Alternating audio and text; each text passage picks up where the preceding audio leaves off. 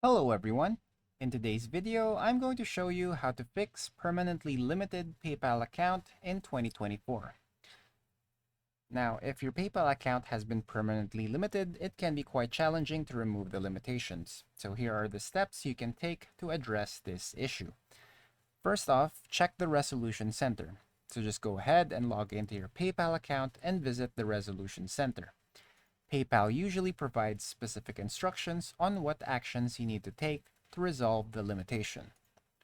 Next, you can also submit required documents. So if PayPal requests additional information or documents, make sure to provide them promptly. This could include proof of identity, address, or other relevant documents. Next, contact PayPal support. If you have completed all the steps and your account is still limited, you can try contacting PayPal customer support for further assistance. Keep in mind that resolving such issues over the phone might not always be possible.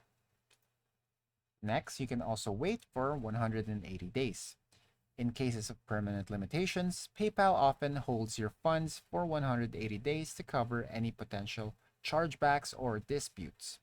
After this period, you should receive an email with instructions on how to withdraw your remaining balance. Now, lastly, legal action. If you believe the limitation is unjust and you have exhausted all your other options, you might want to consider seeking legal advice. Some users have reported success by filing complaints with consumer protection agencies. Now, it's important to note that you must follow PayPal's guidelines and be patient as the review process can take some time in fixing the issue on permanently limited PayPal account. And that's it for today. Thanks for tuning in, and I'll see you next time.